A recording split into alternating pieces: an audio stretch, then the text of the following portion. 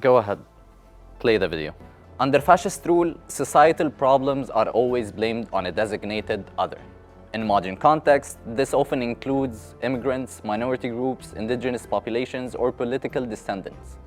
These groups are systematically dehumanized, singled out, and persecuted. I hate to say it, but I told you so. This is what's happening in the United States right now. It became as clear as day in the recent case of Kilmar Abrego Garcia, who was wrongfully deported to El Salvador in March 2025 despite legal protections that barred his removal. Here's the full story. Abrego Garcia fled gang violence in El Salvador at the age of 16. In 2019, he was granted a withholding of removal status by a U.S. immigration judge, recognizing that he would face significant harm if returned to El Salvador. This status allowed him to remain legally in the U.S., where he lived with his wife and 3 children. On March 12, 2025, ICE agents arrested Abrego Garcia in Maryland. 3 days later, he was deported to El Salvador, a move the Trump administration later admitted resulted from an administrative error. Upon arrival, he was transferred to the Notorious Terrorism Confinement Center, or CCOT, where he remains imprisoned without charges. Following his deportation, his wife filed an emergency lawsuit.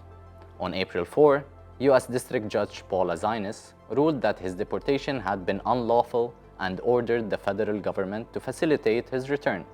The Trump administration challenged the order, arguing jurisdictional limitations. However, on April 10, the U.S. Supreme Court upheld the ruling, requiring the government to restore his status. Despite the ruling, the administration has yet to confirm any steps taken to comply. Judge Azinas has demanded daily updates, citing concern over transparency and human rights. President Trump acknowledged the mistake and stated that any return would now depend on El Salvador's president, Nayib Bukele. Up until now, it seems that the Trump administration was serious about rectifying the wrongful deportation in accordance with the court order. What happened next was, quite honestly, both baffling and disturbing. On April 14, El Salvador President Nayib Bukele visited Washington and held, in the presence of the press, what can be described as a banter session between 2 friends. During the session, Bukele declared that he was not willing to return the deported immigrant. And the reason? Watch this clip. Do you plan to return him? Well, I'm supposed to have suggested that I smuggle a terrorist into the United States, right? It's only how can I smuggle? How can I return him to the United States? Like, I smuggle him into the United States, or what do I do? Of course, I'm not going to do it. It's like, the question is preposterous. How can I smuggle a terrorist into the United States? I don't have the power to return him to the United States. We're literally watching a play unfold, with 2 presidents throwing blame at each other at the expense of the freedom of an innocent man who did nothing wrong. Bukele's dismissive attitude, combined with Trump's "I can't do anything about it" stance, underscores my earlier point.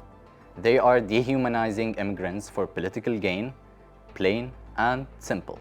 Trump even threatened American citizens by stating he was willing to deport American criminals to notorious Salvadorian prisons. And speaking of Salvadorian prisons, a hot mic moment captured Trump asking Bukele to build more facilities to house the people sent from the U.S. I said, homegrown's the next. The homegrown's built. You got to build about 5 more places. Yeah, that's fair. All right. It's not big enough. No. Yes, what you heard at the end of the clip was indeed laughter. And this laughter, this ridicule, is incredibly telling of the stage the United States has reached.